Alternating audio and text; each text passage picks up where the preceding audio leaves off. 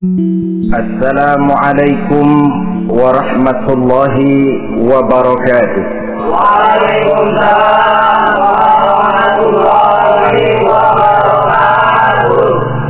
Bismillahirrahmanirrahim. Alhamdulillahi rabbil alamin.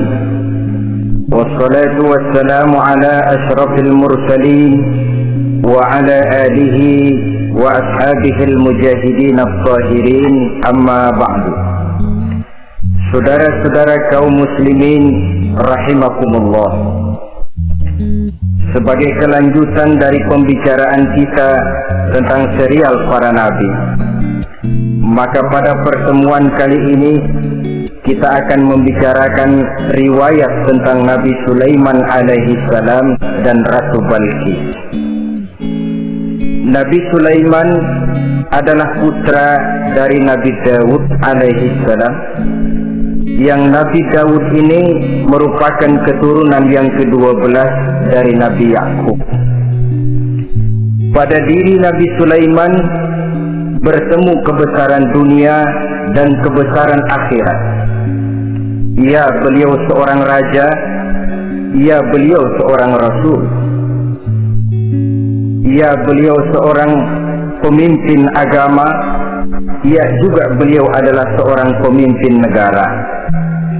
Alangkah idealnya memang jikalau ulama menjadi umaro, atau jikalau umaro adalah seorang ulama. Dengan posisinya sebagai ulama, maka nilai kepemimpinannya terpelihara dari segala macam bentuk penyelewengan. Dan dengan kedudukannya sebagai umaro, dia akan lebih efektif memberikan komando kepada rakyatnya untuk hidup melaksanakan perintah-perintah Allah. Tetapi oleh karena orang yang sekaligus jadi ulama dan umaro termasuk jenis makhluk langka, maka agama hanya akan memberikan pesan agar yang bernama ulama dan umaro saling bekerja sama untuk kemaslahatan dan kemanfaatan rakyat. Ulama adalah ulama, umaro adalah umaro. Jikalau keduanya bisa berjalan dan berdampingan dengan baik, rakyat akan jadi nikmat. Tapi kalau keduanya centang perenang, tentu rakyat akan jadi kiamat adanya. Ma'asyiral muslimin rahimakumullah, mengapa figur Nabi Sulaiman adalah figur yang bertumpu kebesaran dunia dan akhirat? Kita lihat dari sejarah bahwa Allah memberikan mukjizat kepada para rasulnya biasanya sesuai dengan kecenderungan umat yang dihadapi pada waktu itu. Umat yang dihadapi Nabi Musa alaihi salam adalah umat yang senang kepada kegagahan, suka kepada bentuk badan yang kuat. Oleh karenanya mukjizat yang diberikan Allah kepada Nabi Musa berupa kekuatan baik tongkat maupun tenaganya. Sebaliknya, umat di zaman Nabi Isa alaihi salam cenderung berbangga dengan kemahirannya di bidang ilmu kedokteran dan ketabiban. Maka mukjizat yang diberikan Allah kepada Nabi Isa adalah mukjizat yang bisa mengatasi semua itu, sehingga Nabi Isa dengan izin Allah bisa menyembuhkan orang yang kena penyakit kusta, belang, bahkan sampai bisa menghidupkan orang mati dengan izin Allah. Di zaman Nabi Muhammad SAW, kecenderungan umat kepada kemampuan bersyair, sehingga ketika itu yang dihargai adalah ujung tombak dan ujung pena. Ujung tombak dalam arti pahlawan perang, dan ujung pena dalam arti seniman dan penyair. Maka di antara mukjizat terbesar yang diberikan kepada Nabi adalah Al-Quranul Karim, yang keindahan gaya bahasanya tidak seorang penyair pun sanggup menandinginya. Di zaman Nabi Sulaiman alaihi salam, kebesaran dan kemegahan dunia, kekuatan dan kejayaan menjadi ukuran.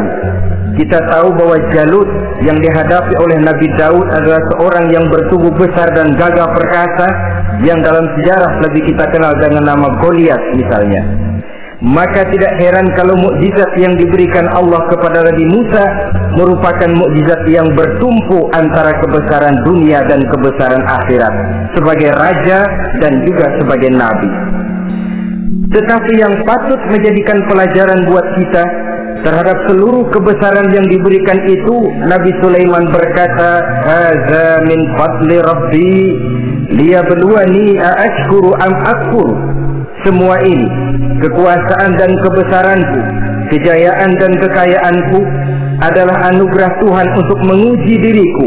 Adakah aku menjadi bersyukur karenanya, atau malah aku menjadi ingkar karenanya?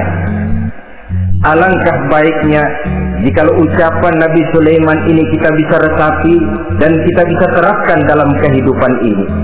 Seorang pedagang yang berhasil berkatalah seperti perkataan Nabi Sulaiman. Seorang pejabat dengan kedudukan tinggi berkatalah seperti perkataannya Nabi Sulaiman. Seorang ulama dengan posisi sebagai pemimpin yang non formal berkatalah seperti perkataan Nabi Sulaiman. Seluruhnya berkata, "Hadza min fadli Rabbi." Seluruhnya ini adalah karunia Allah untuk menguji diriku, adakah aku bersyukur atau aku menjadi ingkar karenanya. Inilah sekelumit tentang kebesaran Nabi Sulaiman alaihi salam. Pada usia 13 tahun, beliau sudah mewarisi kerajaan ayahnya Nabi Daud dengan meninggalnya Nabi Daud alaihi salam. Dan sejak itu, keistimewaan Nabi Sulaiman alaihi salam sudah nampak dalam kehidupan. Beberapa keistimewaan bisa kita catat dari pribadi Nabi Sulaiman ini. Pertama, beliau cerdik, cerdas, dan bijaksana. Dan tentu saja harus begitu. Kalau Rasul goblok, mana ada umat yang mau ikut. Tetapi kecerdikan dan kecerdasan serta sifat bijaksana ini nampak dari beberapa kisah yang pernah dihadapinya. Pertama, di saat beliau berumur 11 tahun, ketika itu yang menjadi raja adalah ayahnya Nabi Daud, datang mengadu seorang petani bahwa sawah ladangnya, tanaman-tanaman yang ditanamnya habis dimakan oleh binatang ternak dari tetangga di sebelahnya. Maka ia mengajukan usul agar binatang ternak yang memakan tanam-tanamannya itu diberikan saja kepadanya. Nabi Daud meluluskan permintaan petani ini, tapi Nabi Sulaiman berkata, "Ayah, maafkan saya. Kalau boleh saya mengajukan usul, jangan seluruh binatang ternak gembala itu diberikan kepada petani. Akan lebih baik kalau binatang ternak yang memakan tanam-tanamannya itu diberikan kepada si petani selama 1 tahun. Apabila ia berkembang biak, beranak, hasil susunya seluruhnya selama 1 tahun itu boleh dimanfaatkan oleh petani tadi. Dengan demikian saya rasakan ini merupakan satu yang lebih adil ketimbang yang tadi itu." Keputusan Nabi Sulaiman ini diterima baik oleh ayahnya, oleh si petani, dan oleh si gembala tadi. Pada usia 11 tahun, ia sudah menunjukkan kecerdikan, kecerdasan, dan sifat yang bijaksana. Contoh yang kedua, ada 2 orang ibu yang pada saat akan bekerja di ladang, masing-masing meletakkan bayinya di satu tempat, lalu keduanya pun asik pergi bekerja. Sedang kedua ibu itu bekerja dengan asiknya, datanglah seekor serigala menerkam salah seorang anak bayi tadi, dan kemudian dibawa. Tinggallah anak bayi seorang. Ketika kedua ibu tadi kembali ke tempat dia meletakkan anaknya, maka keduanya lalu berebut anak yang satu itu. Jadi kasus berebut bayi rupanya memang sudah ada dari dulunya.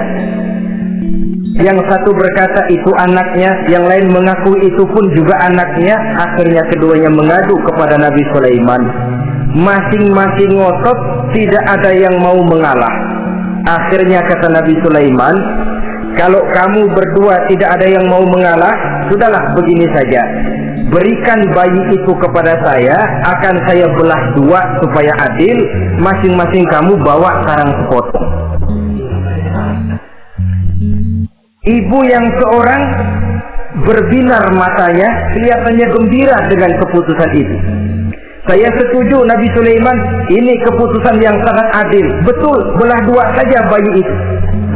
Tapi ibu yang seorang malah berurai air matanya, membasahi pipinya.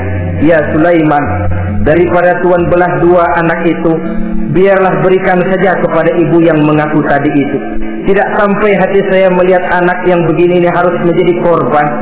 Biarlah dia diasuh oleh ibu yang mengakuinya tadi, asal dia tetap hidup. Nabi Sulaiman tersenyum lalu berkata kepada ibu yang berurai air mata tadi, ambillah anak ini bu, karena ia memang benar anak ibu.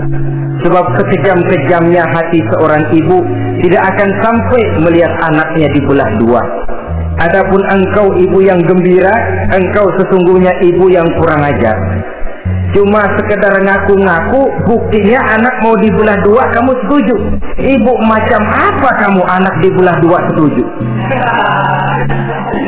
Akhirnya ibu yang satu itu menerima hukuman yang setimpal karena mengakui sesuatu yang bukan haknya. Di sini kita lihat kebijaksanaan yang dimiliki oleh Nabi Sulaiman alaihi salam.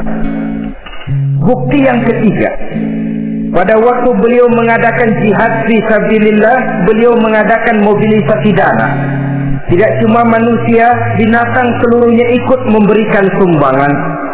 Ketika datang gajah, gajah nyumbang kerbau. Datang kerbau, kerbau nyumbang kambing. Datang kambing, kambing nyumbang ayam. Datang ayam nyumbang burung. Datang burung nyumbang balang. Datang balang nyumbang semut. Gajah yang nyumbang kerbau melihat balang nyumbang semut ketawa. Semut, balang, Nabi Sulaiman kamu berikan semut untuk apa kayak gitu kecilnya? Lihatin dong saya nyumbang kebo, kata gajah. Nabi Sulaiman tersenyum seraya bersabda, al-hadiyatu biqadril muhdi. Pemberian itu memang sesuai dengan kemampuan orang yang memberi. Kalau gajah nyumbang kerbau itu wajar saja, gajah besar sumbangannya pun besar. Sebaliknya kalau balang nyumbang semut itu juga memang pantas, balang kecil sumbangannya pun kecil. Yang tidak wajar kalau ada balang mau nyumbang kerbau, ada gajah nyumbang semut. Di sini kelihatan watak yang bijaksana dari Nabi Sulaiman alaihi salam. Ini merupakan ciri keistimewaannya.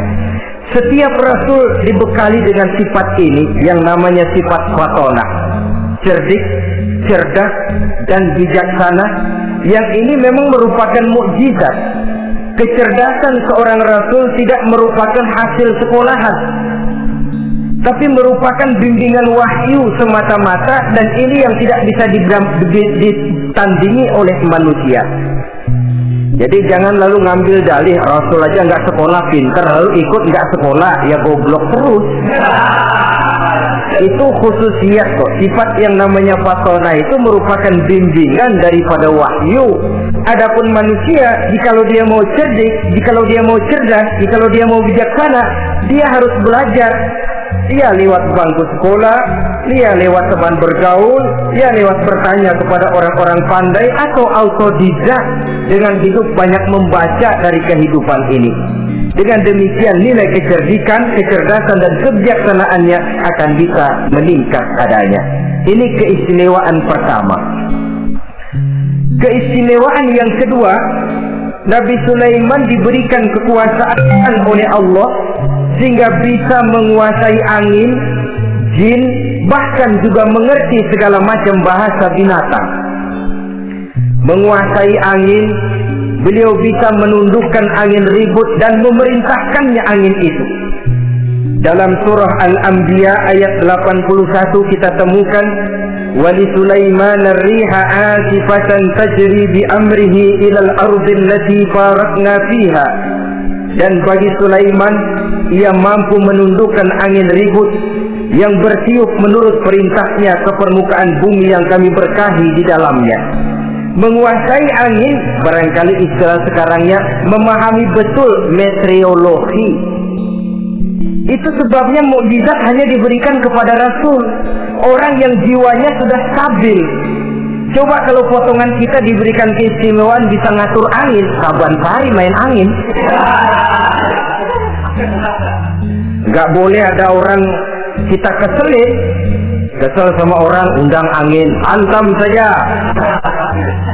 Maka mukjizat semacam ini hanya diberikan kepada orang yang jiwanya sudah stabil. Ada satu cerita, namanya juga cerita, tapi kebenarannya mendekati. Seorang wali di tanah Jawa sholat Jumat di Masjidil Haram di Mekah. Namanya wali kalau di Jawa kan pakai belangkon. Dia sembahyang di Masjidil Haram. Ini ada orang Arab usil, tumben melihat belangkon. Ini apa di tengah masjid?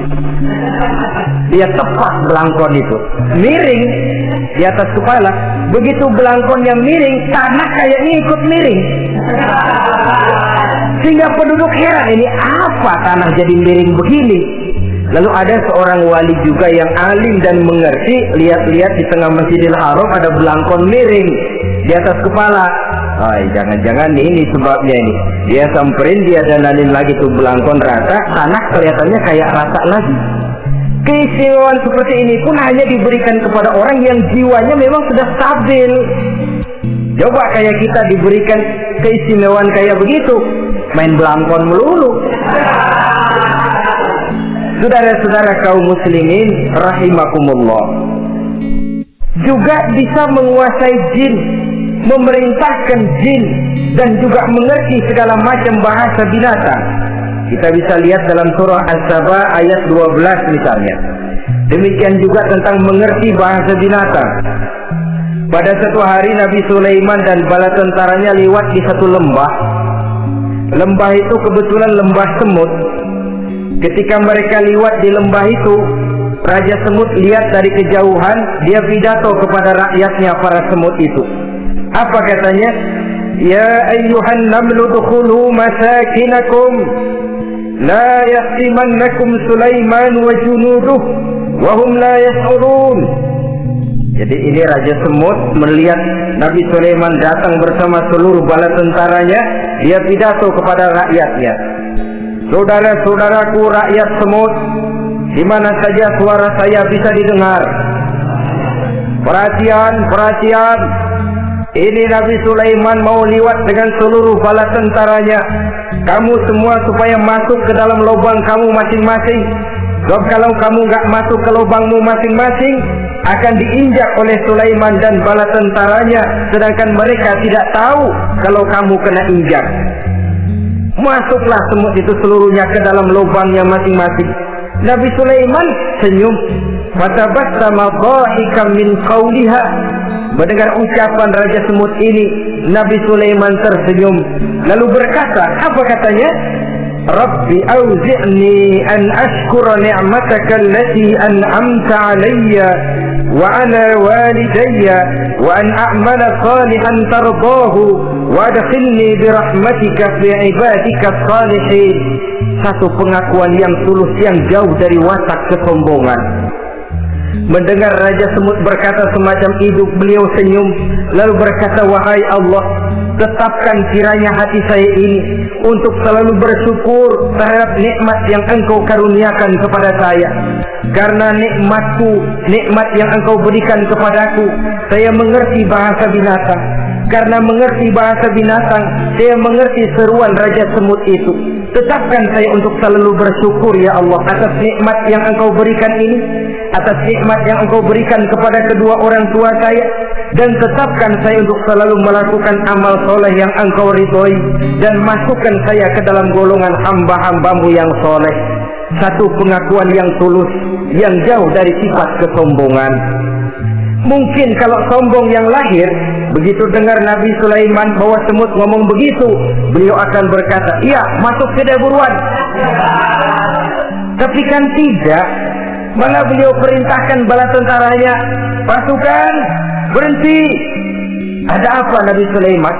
Di depan kita ada kerajaan semut. Mereka lagi kocar-kacir masuk ke sarangnya masing-masing. Tunggu sampai mereka masuk dan kita bisa lewat dengan aman tanpa harus menginjak-injak mereka. Bala tentaranya di stop dan berhenti. Ternyata kebesarannya tidak menyebabkan ia lalu memandang remeh sampai kepada makhluk yang bernama semut sekalipun. Masih tetap dihargainya sebagai makhluk dari Allah Subhanahu wa ta'ala. Sesuatu yang perlu menjadi contoh kita semua. Sebab orang bilang kadang kacang sering lupa akan kulitnya. Kadang posisi kita yang tinggi menyebabkan kita lupa dari mana kita berasal. Kadang harta yang kita miliki menyebabkan kita lengah dari mana kita datang. Akhirnya yang timbul adalah sifat sombong dan angkuh. Ibarat kata orang, kacang lupa dengan lanjarannya. Ma'asyiral muslimin rahimakumullah. Ini kebesaran dan keistimewaan yang diberikan Allah kepada Nabi Sulaiman alaihi salam. Apa yang perlu kita jadikan tamsil dan ibarat dari kebesaran ini?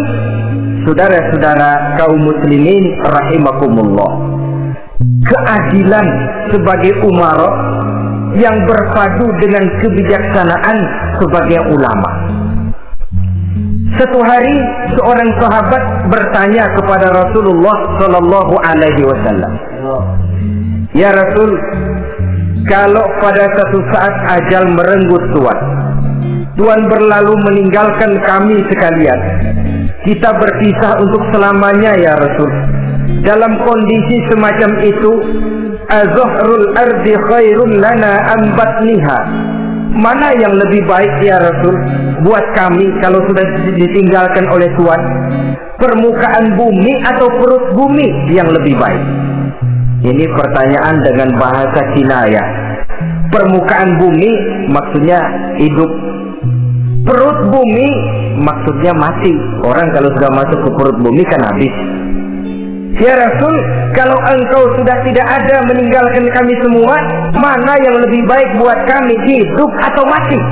Bukan main pertanyaan ini. Di satu sisi menggambarkan cintanya sahabat kepada Nabi, sehingga kalau tidak bisa mati bersamaan, biarlah mati beriring saja.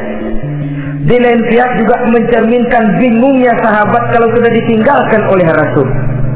Atas pertanyaan ini apa jawab Rasul? "Kamu nggak usah khawatir. Walaupun aku sudah tidak ada, kembali ke Hadratullah Azza wa Jalla, meninggalkan kamu semua, kamu tidak usah bingung. Dengan syarat, idza kana umara'ukum khiyarukum wa amrukum syura bainakum wa aghniyaukum askhiyaukum wa zahrul ardi khairul lakum min batniha." Kalau saja para umara, kalau saja pemimpin-pemimpin kamu adalah orang-orang yang terbaik di antara kamu, dan seluruh persoalan yang kamu hadapi dapat kamu musyawarahkan dengan baik, lalu orang-orang kaya di antaramu adalah orang-orang yang dermawan, ketika itu walaupun aku sudah tidak ada, hidup lebih baik daripada mati. Permukaan bumi lebih baik daripada perut bumi. Dengan catatan 3 tadi. Pemimpinmu orang yang terbaik di antara kamu, segala persoalan kamu musyawarahkan, dan orang kayamu orang dermawan. Walaupun aku tidak ada, hidup lebih baik daripada mati. Tapi sebaliknya kata Nabi, idza kana umara'ukum syirarukum. Kalau umara'mu, pemimpin-pemimpinmu adalah orang-orang yang terjahat di antara kamu. Wa amrukum ala nisaikum, dan segala urusanmu sudah diatur oleh perempuan. Walaupun dia tidak naik di bidang eksekutif, tidak memegang kekuasaan, tapi kekuasaan bayangannya jauh lebih menentukan daripada kekuasaan yang sesungguhnya. Kalau perempuan sudah ikut campur mengaturmu, kemudian wa askhiyaukum bukhalaukum, orang-orang kaya di antaramu adalah orang-orang yang bakhil bin pelit alias kikir, maka ketika itu kata Nabi, fabatnul ardi khairul lakum min zahriha, perut bumi lebih baik daripada permukaan bumi. Apa yang bisa diharapkan dari pemimpin yang zalim, perempuan yang sok kuasa, dan orang-orang kaya yang bakhil dan pelit? Dalam kondisi semacam itu, bertemulah kita dengan yang bernama kiamat. Dan kalau sudah kiamat semacam itu kata Nabi, perut bumi lebih baik daripada permukaan bumi.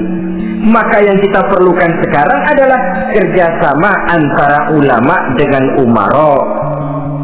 Ulama bukan umaro, umaro pun bukan ulama. Harus saling kerjasama dan jangan saling memperalat. Kerjasama menurut bidangnya masing-masing menjadi yang terbaik di bidangnya. Jangan sudah jadi kiai karena ingin berpartisipasi aktif lalu pindah jadi pemborong jembatan. Tidak sadar akan profesinya. Dan orang lalu tidak bisa berkata, apaan kiai mubalik bisanya cuma ngomong saja. Sekarang kan zaman pembangunan perlu karya nyata. Mana ada ustadz kiai mubalik bikin irigasi, cuma pidato saja. Apa kemiskinan bisa diatasi dengan pidato? Ini juga orang tidak ngerti urusan. Wong Nabi saja ngajarin kok, iza wusidal amru ila ghairi ahlihi fantaziri sa'ah, yang kemudian diterjemahkan dalam manajemen modern, the right man on the right job, bahwa persoalan harus diserahkan kepada orang yang memang ahlinya. Nah kalau kiai ngurus irigasi, apa nanti lurah mau ngajar fikih? Camatnya ngajar tafsir. Kacau jadinya. Makin ruwet jalur birokrasi, makin banyak orang meninggalkan profesi dan malah melaksanakan sesuatu yang bukan profesinya.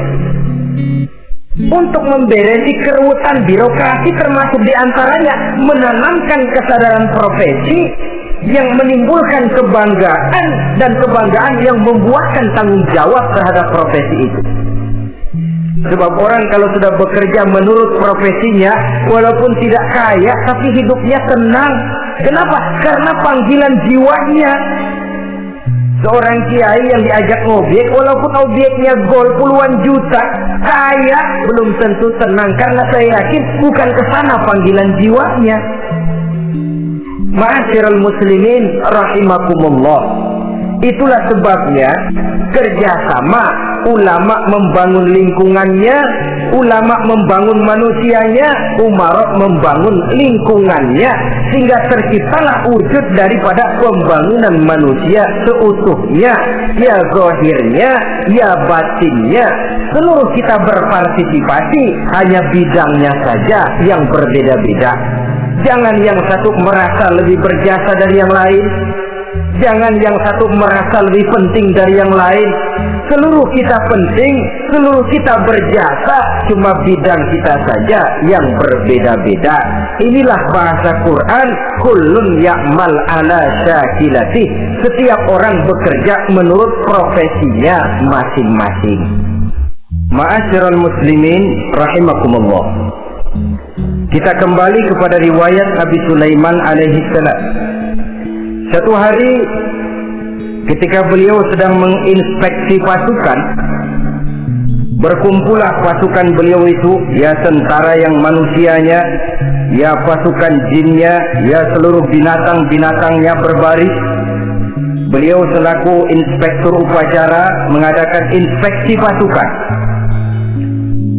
Dari sekian pasukan-pasukan yang diperiksanya pada waktu itu, Nabi Sulaiman melihat tidak terdapat burung hudhud. Beliau bertanya-tanya, "Ma liya aral hudhuda am kana minal ghaibin?" Kemana burung hudhud? Orang lain pada kumpul, dia sendiri tidak ada. Awas kalau dia datang, kalau dia tidak bisa memberikan alasan yang tepat kemana dia, akan saya berikan sanksi dan hukuman. Ini namanya pemimpin yang bertanggung jawab kok. Seorang pun dari yang dipimpinnya tidak ada, menjadi pertanyaan. Tidak lama kemudian datang burung hudhud. Begitu datang lalu memberikan laporan kepada Nabi Sulaiman. Kalau istilah sekarang, begitu dia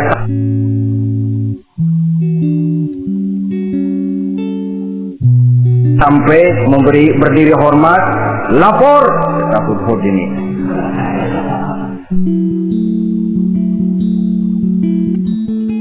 Bagaimana hudhud? Maaf Tuan Raja, saya terlambat. Iya, kenapa terlambat? patroli Tuan Raja. Kemana saja kamu patroli, keliling. Lalu apa hasilnya?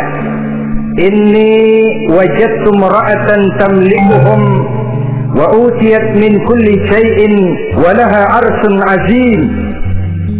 Saya baru patroli ke satu negara yang bernama Sabah, Tuan Raja. Sabah, saudara tahu Sabah? Di mana itu? Dekat ibu kota Yaman sekarang. Di sana Tuan Raja, kata Hudhud ini, wajadtu imra'atan tamlikuhum. Yang jadi raja perempuan. Kalau Tuan raja besar, Tuan orang laki. Ayah Tuan raja besar Nabi Daud laki. Ini mah model Tuan Raja. Orangnya rajanya raja besar tapi perempuan. Tumben saya lihat ada raja perempuan, kerajaannya begitu besar. Begitu. Iya. Lalu dia jadi raja bagaimana? Dia mewarisi kerajaan ayahnya Sri Baginda Raja Sarahil. Ketika ayahnya wafat, dia naik. Walaha arsun azim, singgasananya besar, bagus, antik Tuan Raja. Terus bagaimana lagi? Wajadtuha wa qaumaha yasjuduna lisyamsi min dunillah. Yang jadi pikiran saya Tuan Raja, dengan kekuasaan yang besar, mereka itu seluruhnya, seluruh bala tentaranya dan kaumnya, yasjuduna lisyamsi, mereka menyembah matahari, bukan menyembah Allah. Mendengar ini Nabi Sulaiman tergerak hatinya. Waktu mendengar rajanya perempuan, kekuasaannya besar, belum tergerak. Tapi ketika sampai kepada yasjuduna lisyamsi, mereka sujud kepada matahari, di situ pribadi seorang rasulnya tergerak. Siapa nama ratu itu? Namanya Ratu Balqis Tuan Raja. Begini Hudhud, laporan kamu saya terima. Alasan kamu datang terlambat bisa dipertanggungjawabkan. Kamu tidak kena hukuman. Cuma begini saja Hudhud, karena kamu yang laporan, kamu yang tahu lokasi negaranya, kamu yang harus melaksanakan tugas ini. Apa Tuan Raja? Idhab bi kitabi hadza fa'alqih ilaihim. Kamu berangkat lagi ke negeri Sabah, bawa surat saya, berikan kepada mereka. Tawalla anhum, kemudian kamu berpaling dari mereka, tapi jangan pulang. Fanzur madza yarji'un, lihat apa reaksi mereka setelah menerima surat ini. Baik Tuan Raja, baik. Nabi Sulaiman menulis sepucuk surat kepada Ratu Balqis, dan surat itu dibawa oleh burung Hudhud tadi. Terbanglah si burung Hudhud ini ke negeri Sabah, masuk ke istana Ratu Balqis, dan surat itu jatuh di kamar Ratu Balqis. Diambil surat tadi, kemudian dibaca. Apa isi suratnya? Innahu min Sulaiman wa innahu bismillahirrahmanirrahim. Alla ta'lu alayya wa'tuni muslimin. Surat ini dari Sulaiman. Bismillahirrahmanirrahim. Jangan kamu merasa lebih tinggi dari aku. Datanglah kepadaku dan masuk ke dalam agama Islam. Suratnya singkat, padat, ultimatum. Jadi nggak pakai bahasa kembang, nggak pakai bahasa basi, langsung kepada isi. Surat ini dari Sulaiman. Bismillahirrahmanirrahim. Jangan kamu merasa lebih tinggi dari aku. Datanglah kepadaku dan masuklah ke dalam agama Islam. Ini yang disebut dakwah langsung tanpa pakai kembang. Saudara-saudara, menerima surat semacam ini, Ratu Balqis lalu ngumpulin para pembantu kerajaan, aparat pemerintah lah zaman sekarang, termasuk menteri-menteri, dipanggil sidang darurat di istana Ratu Balqis, membahas datangnya surat dari Nabi Sulaiman alaihissalam. Tuan-tuan para menteri, bagaimana Sri Ratu? Saya dapat surat. Dari mana? Dari Sulaiman. Katanya apa? Jangan kamu merasa lebih hebat dan lebih tinggi dariku. Datanglah kemari dan masuklah ke dalam agama Islam. Menurut pendapat tuan-tuan menteri, bagaimana surat ini?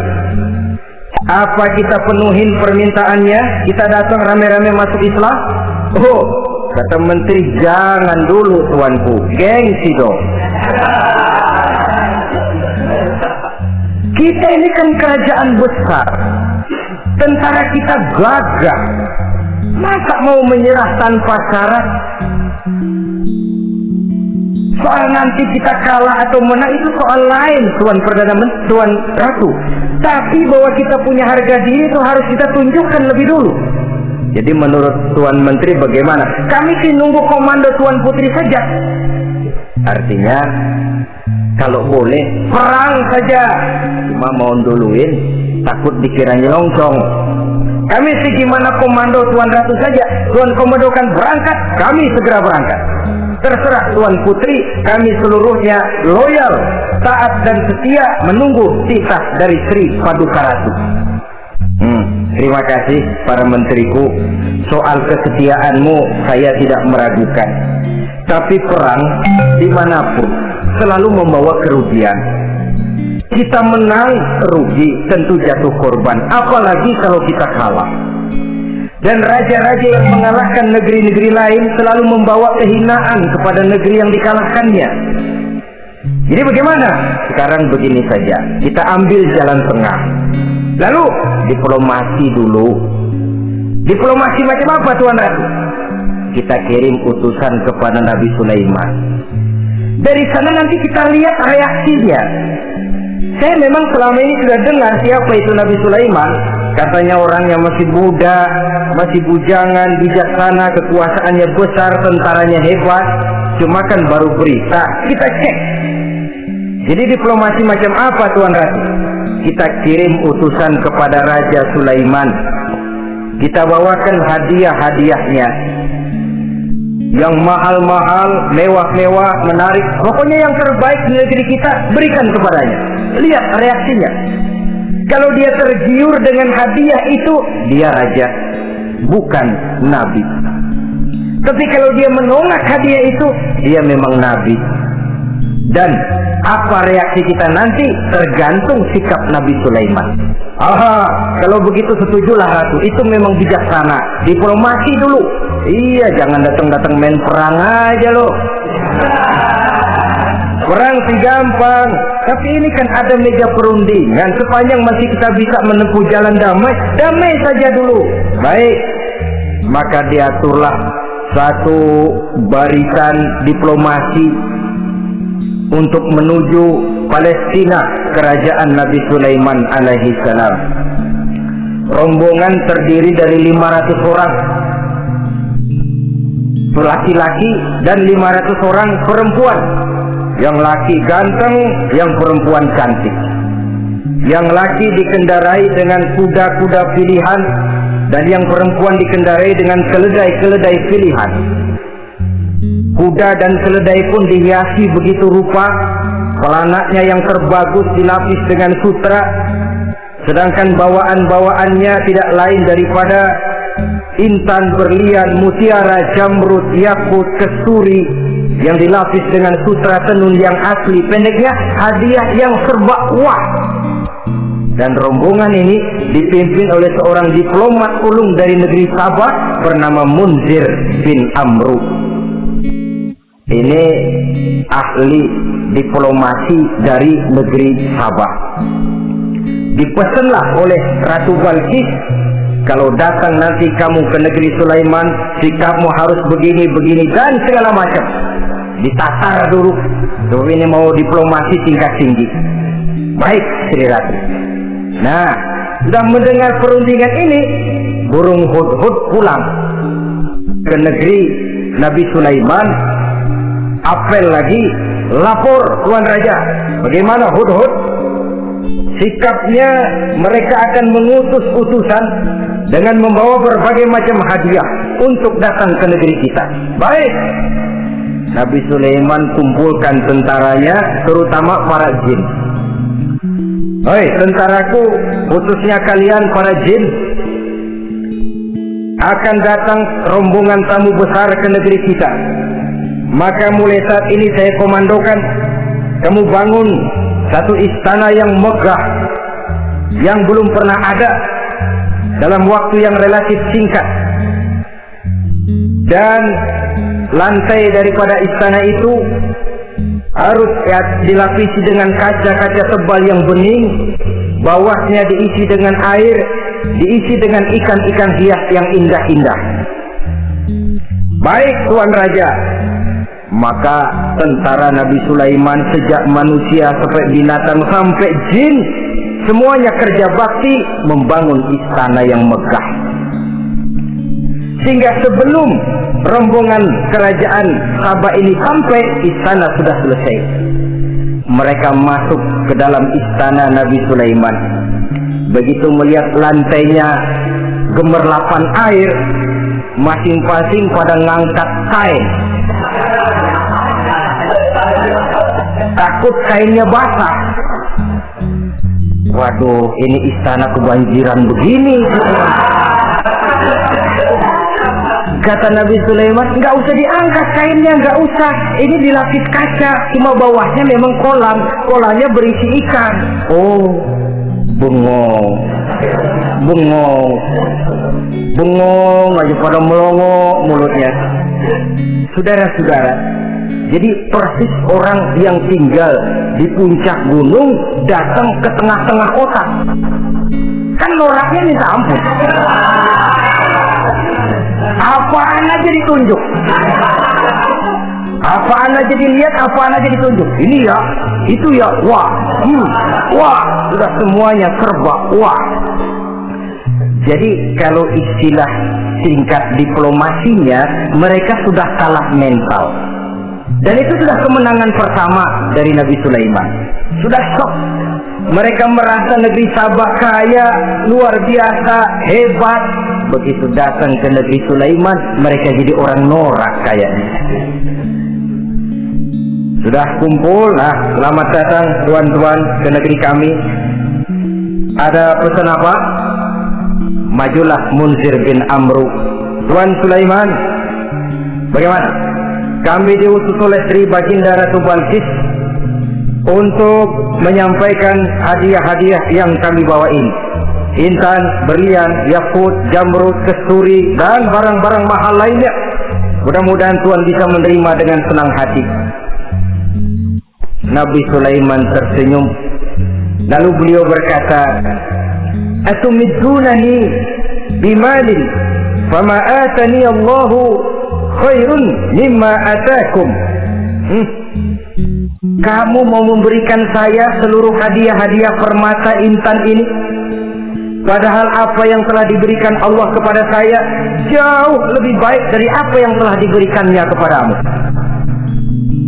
Kamu merasa bahwa saya kekurangan semua ini? Ketahuilah tuan-tuan, saya punya lebih banyak dari apa yang tuan-tuan berikan sekarang ini. Irja' ilaihim, bawa pulang kembali seluruh hadiah ini. Sampaikan salam saya kepada ratumu, Ratu Balkis. Falanatiyannahum bijunudin la qibala lahum biha. Kalau mereka tetap tidak mau datang menyatakan keislaman, kami yang akan datang ke sana dengan seluruh bala tentara kami yang mereka pasti tidak akan sanggup menghadapinya. Saudara bisa baca dalam surah An-Naml ayat 36. Saudara hadirin ma'asyiral muslimin rahimakumullah. Kalau orang sudah silau dengan yang namanya upeti, hadiah, harta, secara mental dia sudah jatuh. Andai kata ketika itu Nabi Sulaiman menerima seluruh hadiah tadi, maka misi kerasulannya tidak akan jalan.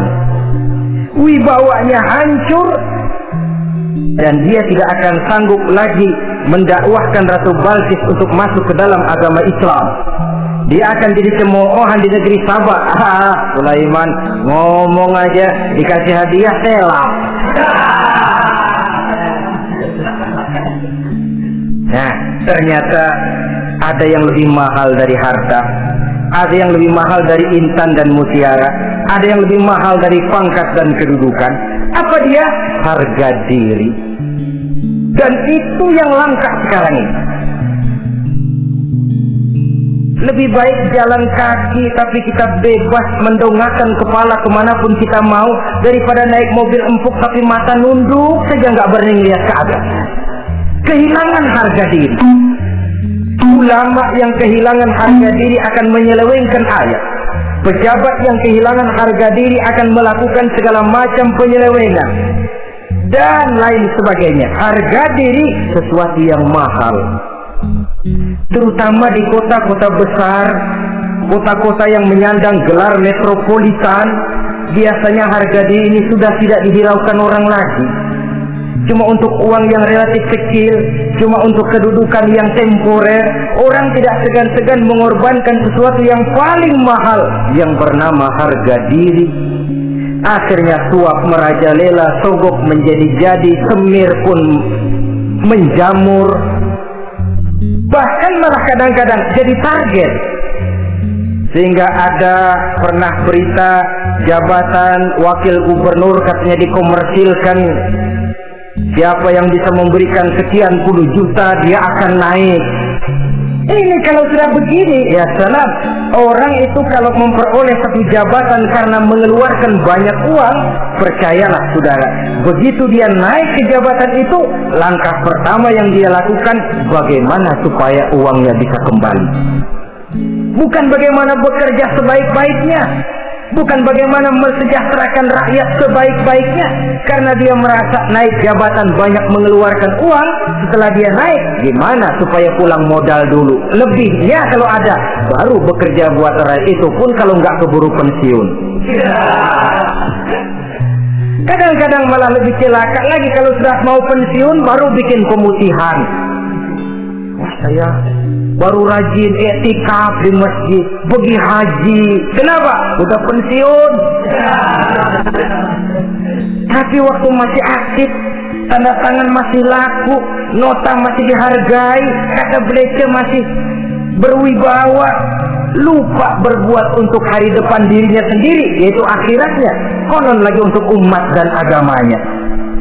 Jadi untuk mengabdi, berbuat baik kepada umat, berkhidmat kepada agama, i'tikaf di masjid, tuan-tuan, tak usahlah nunggu sampai pensiun.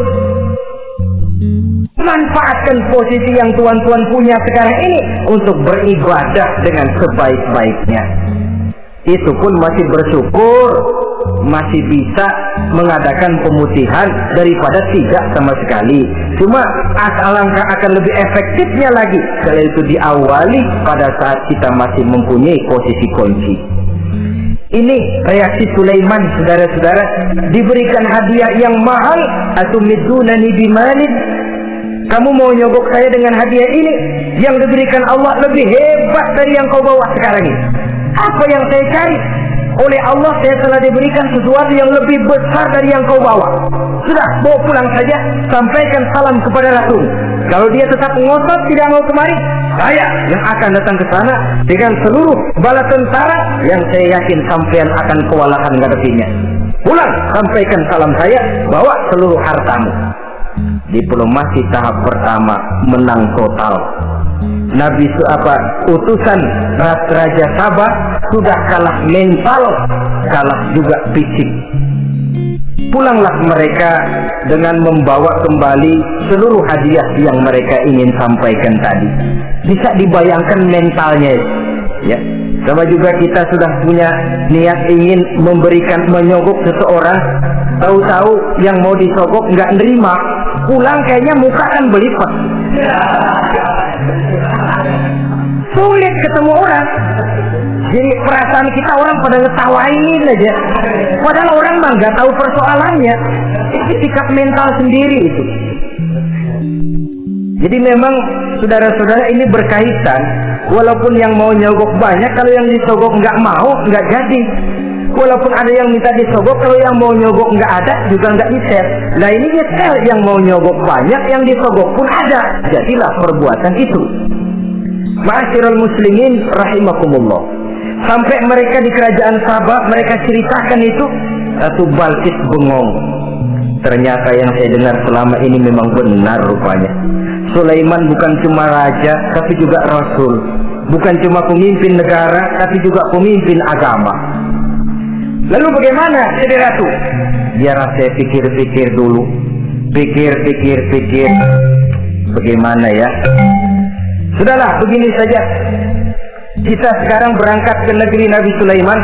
Saya yang akan langsung memimpin rombongan. Ada dua tujuan Ratu Balqis sebenarnya.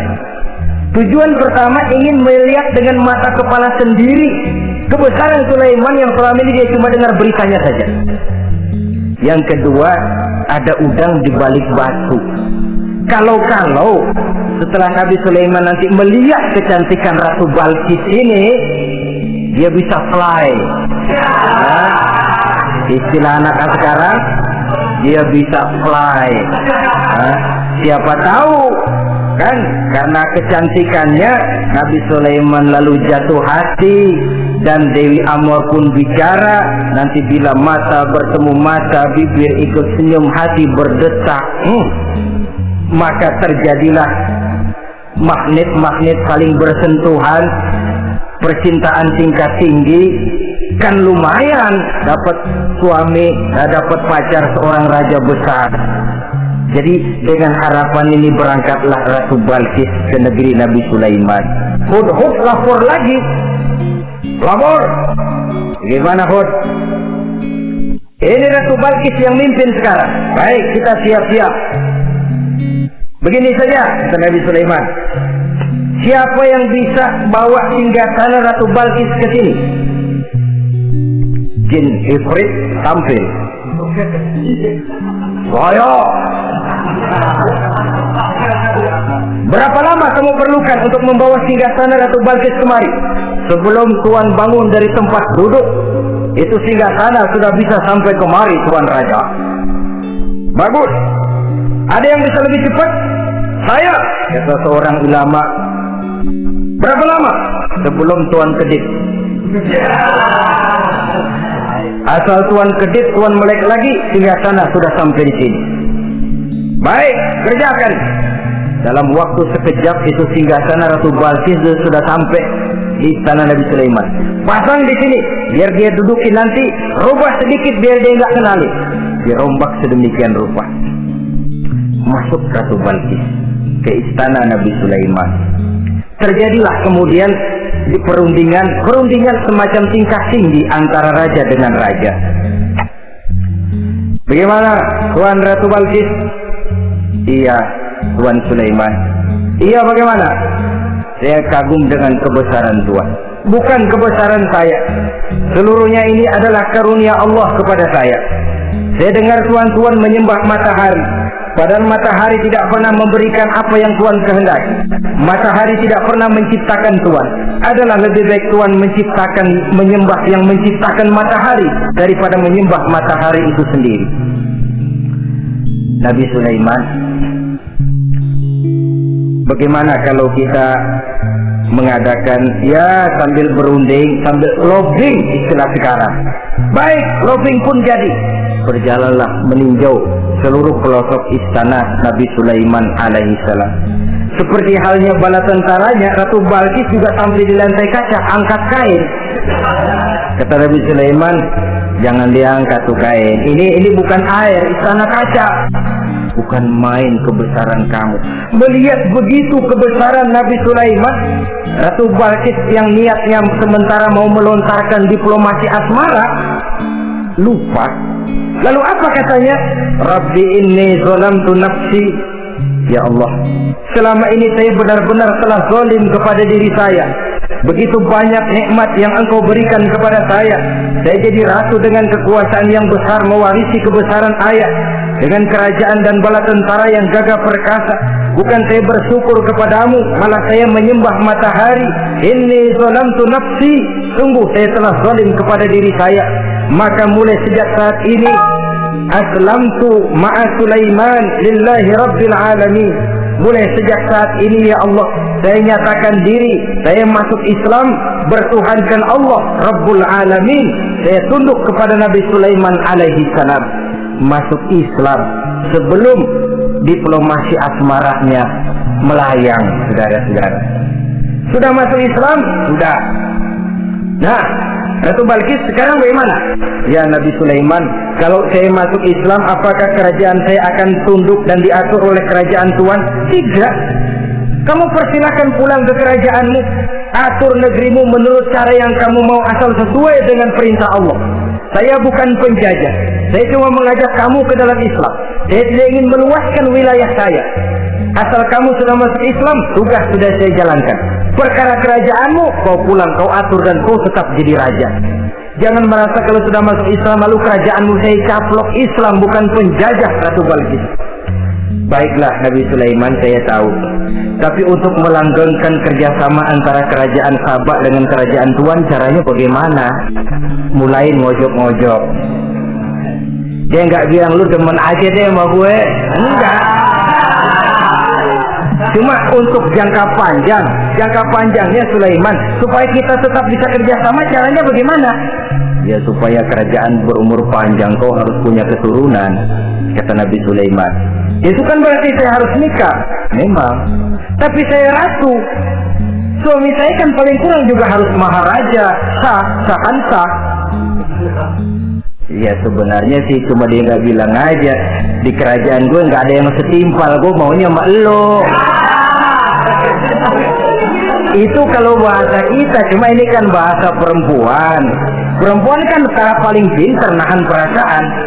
Gak kayak orang laki kalau lagi mabuk cinta teler. Sama siapa aja dia cerita. Gua kan lagi demen sama Tiano. Kain sama perempuan, dia paling bisa jaga perasaan. Saya kalau begitu, saya harus kawin dengan maharaja. Ya kamu tinggal pilih saja, kata Nabi Sulaiman. Nabi Sulaiman, ini Perdana Menteri kalau udah pada mesem, udah paham ke arah mana maksudnya. Bagaimana kalau kita kukuhkan saja dua kerajaan ini, Nabi Sulaiman? Saya pun setuju kalau itu kamu mau punya mau. Wah, ini Perdana Menteri takbir semua. Allahu Akbar, Alhamdulillah, Alhamdulillah. Sampai akhirnya Nabi Sulaiman pun menikah dengan Ratu Balkis. Bergabunglah dua kerajaan besar itu. Saudara-saudara kaum muslimin rahimakumullah. Kemudian setelah bertahun Nabi Sulaiman wafat, tidak seorang pun tahu karena beliau wafat sedang pegangan tongkat.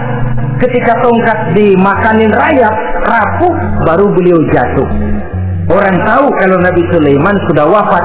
Menurut riwayat beliau wafat itu sedang sholat, karena sholat Nabi Sulaiman cuma diri saja, tidak pakai ruku dan sujud. Menurut riwayat lain beliau sedang memandori jin dan tentaranya yang sedang kerja. Begitulah wafat beliau, kita bisa baca dalam surah Saba ayat ke-14. Setelah beliau wafat, Palestina diserbu oleh Raja Bukhtanasor atau Raja Nebukadnezar. Seluruh kebesaran Sulaiman di bumi hanguskan, istananya dihancurkan, intan permata dan kekayaan beliau dirampok, dan tinggallah kebesaran Sulaiman cuma legenda saja yang kita kenal dengan istilah Haikal Sulaiman. Legenda, riwayat-riwayat yang sampai sekarang ini masih bisa kita telusuri kebenarannya. Saudara-saudara, inilah pertemuan yang singkat ini, walaupun serba singkat, mudah-mudahan ada manfaatnya. Dengan kesimpulan, seluruh anugerah yang ada pada kita hakikatnya karunia Allah. Marilah kita menjadi orang yang pandai bersyukur atas anugerah itu. Terima kasih atas segala perhatian, mohon maaf atas segala kekurangan. Usikum wa nafsi bitaqwallah. Wassalamualaikum warahmatullahi wabarakatuh. Waalaikumsalam warahmatullahi wabarakatuh.